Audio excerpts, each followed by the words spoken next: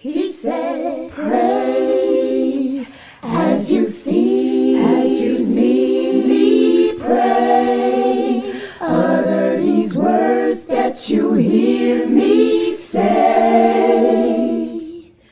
Based on the sunnah, worship Him, just follow Him. Assalamu alaikum. New class coming to you every Monday and Wednesday, taught by Ustada Layla Nashiba, the Fiqh of Prayer. Every Monday and Wednesday, 9:30 p.m. Eastern. Inshallah, we'll see you there. Streaming on all major platforms. Channel Sunnah followers. The Muqaddam Tafsir. Where should I begin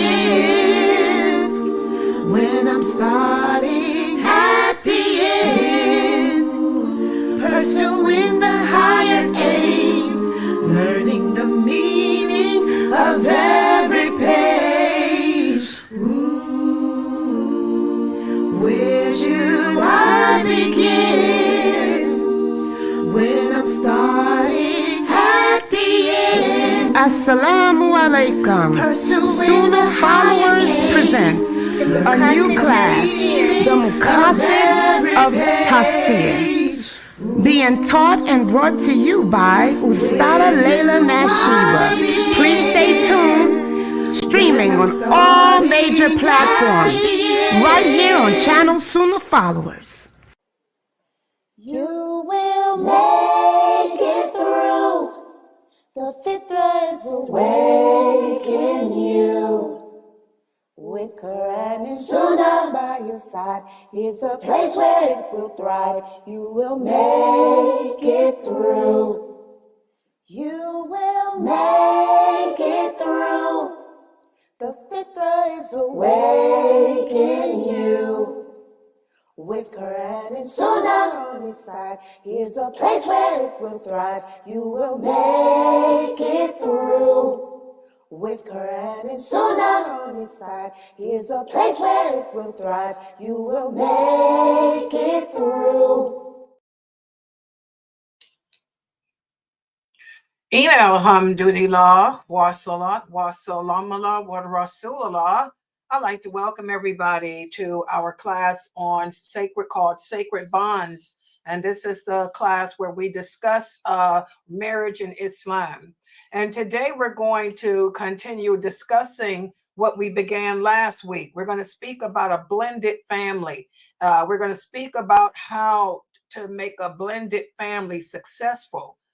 Before I get into the lecture for today, who can tell me what is a blended family in Islam? What's a blended family? Can anyone remember what a blended family is?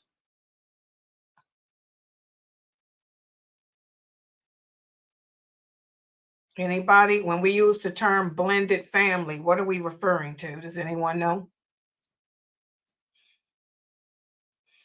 When two people get married and they both have children from previous marriages.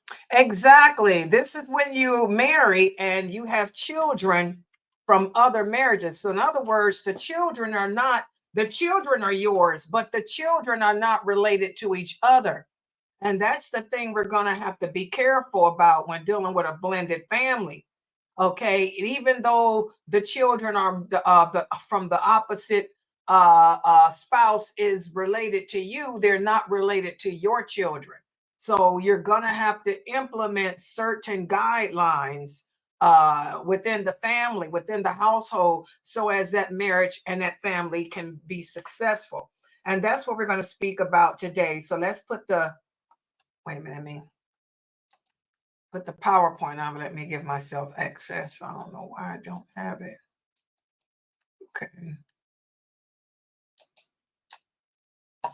All right. Okay, let's share the screen. And for those of you who have not yet purchased the book, this is the book. And yes, when we complete this book, that's when I'll teach that. A lot of you brothers are still asking me, I see, about the sins of disbelief. I'll teach that when we're done with this series. Okay, but this is the Sacred Bonds of Marriage, and this is the book that we're using. The book is written by one of my students, Brother Abdullah Kirk. You can go to Amazon and get the book. It's only $13, and we'll be covering chapter 17 today. And we're going to speak about how to have a successful blended family, because this is hard, because the children have to be separated. You can never leave the children alone together if they are the different gender, because they're not mahrams. And we spoke about the importance of having a mahram.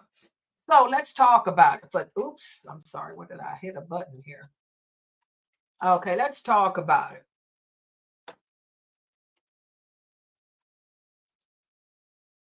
Now, as we know, Islam puts great emphasis on the bonds of brotherhood and sisterhood. And one of the ways to make a blended family work is to let them know that even though the children know that even though they're not brothers and sisters through blood, they're still brothers and sisters in faith. So what they're going to have to do, you have to instill in them that they need to get along with each other. You need to treat each other, learn to love each other for the sake of Allah. And remind them of how the Prophet Sallallahu Alaihi Wasallam emphasized that you'll never be a believer until you love others, the way you want them to love and treat you. And also our Prophet Sallallahu Alaihi Wasallam said the believers in their love and mercy and kindness to one another are like one body. If one part of the body hurts, the other parts of the body feel the impact. So you have to instill this in those children. Even though they're not blood related, they still are related Islamically. So they're going to have to be kind and fair with each other. And you have to instill that in them from day one. Okay? And then also, you have to teach them to respect, the importance of respecting other people's boundaries. You remind them that Allah says in the Quran, in the interpretation of the meaning, "Oh, you who believe, do not allow some people to make fun of others because maybe they're better than you. And don't let women make fun of other women because the one you make fun of may be better than you. And do not defame each other. Do not go around hurting each other, insulting one another." So you have to teach your children, if you have a blended family, teach them that we're all one big family. Even though we're not related by blood, we're still one big family. And we're going to have to learn to respect each other, to respect each other's property, to know the boundaries, the limits. Okay? And also that entails teaching kindness. The Prophet Sallallahu Alaihi Wasallam said, whoever does not show mercy or kindness to our young people or acknowledge the rights of our elders is not one of us. So you want to teach the children that even though they're not related by blood, they have to have this camaraderie with each other, this respect and for each other, whereas they don't go around transgressing the limits of Allah by taking the others' things, destroying others' property, and all of that. We have to be kind. Kindness is what Islam is all about. And also, if you want the blended family to work, you have to set boundaries and interaction with one another too. Remember, the girls and boys are not related. So they can never be left alone together, because if you leave them alone together, it's going to lead to hanky-panky stanky. So you're going to have to follow the boundaries set by Allah. Okay. And also, again, Islam is all about being dignified. So because the kids are not related, you're going to have to teach your daughters to dress modestly around the house. They're going to have to cover their hair, because she can't show her hair to your sons, because your sons are not related to her. So you're going to teach her to dress modestly, make sure her clothes are loose so as not to draw attention to herself. And the same with your sons. You're going to tell them the same thing. Don't walk around the house with a shirt off. Put a shirt on. Okay? We have to adhere by the dress code and the guidelines of etiquette set for us by Allah. And also, to help make a blended family work, we're going to have to foster a spirit of cooperation and understanding. Again, and put it in the kids' head that we're still one big family. So we're going to have to help each other. Be there to support each other, because Allah loves for us to help another Muslim. Listen to what Allah says in the interpretation, the meaning. Cooperate in righteousness and piety, but do not cooperate in sin and aggression, and fear Allah. Indeed, Allah is the most severe in punishment. So you want to indoctrinate in the kids that, again, even though they're not related, they still need to help each other in what's good, and help remind each other to stay away from that which is evil. So support each other in our daily lives. Okay? Because again, if we create a harmonious family, then we'll be there to support each other in good times and in bad. And also, you're going to have to make the kids adhere to the mannerisms that our Prophet Muhammad sallallahu alaihi wasallam taught us. For example, again, the Prophet said, no man is left alone with a woman who is not a mahram without shaitan becoming a third person. So you want to instill in the children's mind from the time that you marry, that they have to separate. They cannot be together. Have them keep the bedroom doors open when they're playing games in each other's rooms. Keep the door open so you can hear and see what's going on. And make sure that there's another kid in there with them, that they're not just one-on-one. Because remember, you want to tell the children that the Prophet said it would be better for a man to be stabbed in the head than to touch a woman who is not permissible for him. So you want to put all these hadiths in the head of the sons and the daughters. And teach your children the etiquette of lowering their gaze. If something is attractive to you, lower your gaze. Okay, don't go around looking at things you shouldn't look at. Don't peek in my bedroom. Make sure that when you're watching television, that you're not watching stuff that has sex and stuff in it.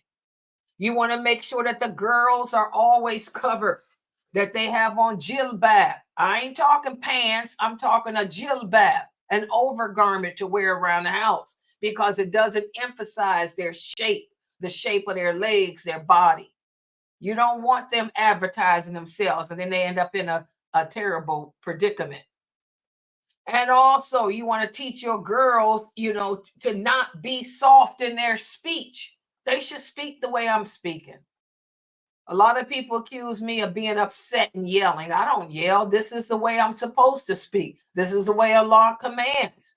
Okay, a woman should be intimidating and strong in her speech. Because as the Prophet said, men are weak. Young boys are weak. They can be turned on to her voice. And also, don't enter into a person's bedroom without knocking on the door, asking permission. This is a big one. Don't have your sons opening up the bedroom doors of your daughters. Have them knock before they enter. Okay, because if you don't, it's going to end up with some bad stuff. So these are just a few examples of the mannerisms and characteristics that Allah has given us as Muslims, that if we act upon them, it can make a blended family work. Okay? So I'm going to stop right here. Subhanakallahumma wa bihamdika, ashhadu an la ilaha illa anta, astaghfiruka wa atubu ilaik. Any questions?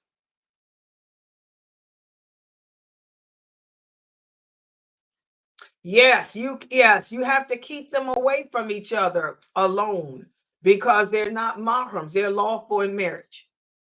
They're not lawful for you. If it's my husband's children from a previous marriage, I am a mahram to them. I could never marry them.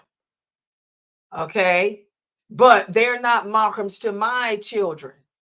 My children have to cover around them still and everything because they're lawful for marriage.